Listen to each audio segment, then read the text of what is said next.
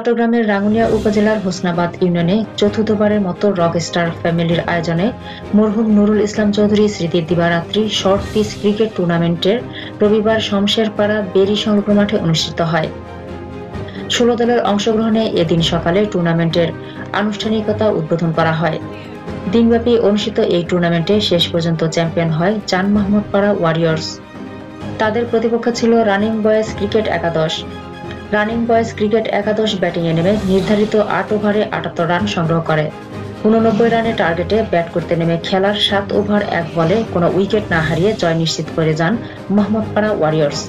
পরে পুরস্কার বিতরণ অনুষ্ঠানে সভাপতিত্ব করেন সংগঠনের সভাপতি নাসির উদ্দিন তালুকদার। প্রধান অতিথি ছিলেন বিশিষ্ট ব্যবসায়ী ও প্রবাসী মোহাম্মদ তারেক ইকবাল চৌধুরী। উদ্বোধক ছিলেন বিশিষ্ট সমাজসেবক ও ক্রীড়ানুরাগী ইমাম হোসেন চৌধুরী। সংগঠনে অ্যাডমিন শাহরিয়ার এনামের সঞ্চালনায় অনুষ্ঠানে বিশেষ অতিথির বক্তব্য দেন বিশিষ্ট সমাজসেবক ও প্রবাসী মোহাম্মদ মহসিন তালুকদার। রবি আজিয়াটা লিমিটেড অফিসার মীর লোকমান হাকিম, বিশিষ্ট সমাজসেবক ও লেখক মোহাম্মদ জসিম চৌধুরী, প্রবাসী জসিমউদ্দিন, সমাজসেবক ও সাইফুদ্দিন, আহমদ নবী, প্রবাসী মোর্শেদ আলম, উপজেলা মানবাধিকার ছাত্র পরিষদের সভাপতি মোহাম্মদ ইসমাইল হোসেন প্রমুখ। রাঙ্গুনিয়া থেকে ইসমাইল হোসেন নয়নের পাঠানো তথ্যচিত্রে A to Z news live.